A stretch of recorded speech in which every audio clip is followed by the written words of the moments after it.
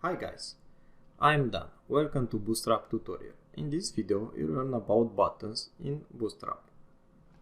To design a button, you must add the attribute class and then write button and then add another value, button primary. If you remember from contextual classes, primary means a blue button. And also on the button you have the hover effect. If you want to style a link, you can style also a link with these buttons. Secondary button means you have a gray button like this. Then success button, you create a green button. Danger is for the red. Warning is the arrow button. Okay, and you have warning, and the last one, info, it's a light blue button. And you can create buttons very easy without writing CSS. Now you have sizes for the buttons.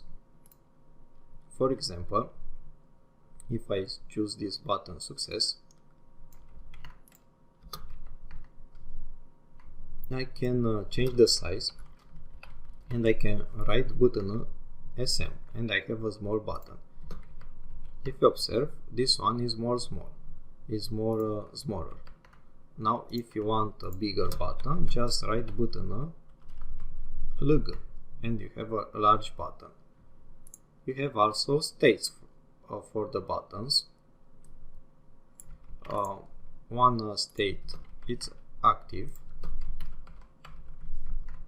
You don't have a hover on this state, and this red is more dark than this red. If you observe, is the hover red, and the other state is disabled.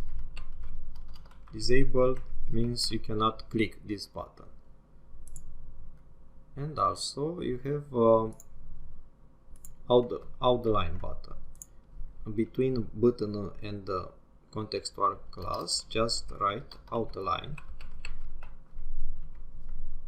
and you have a border, and when you have when you make hover, just change the background color into red and the color into white.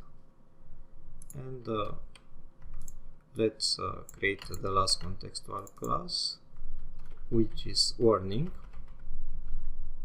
and this arrow button. This is all for this video. Thank you for watching. Goodbye.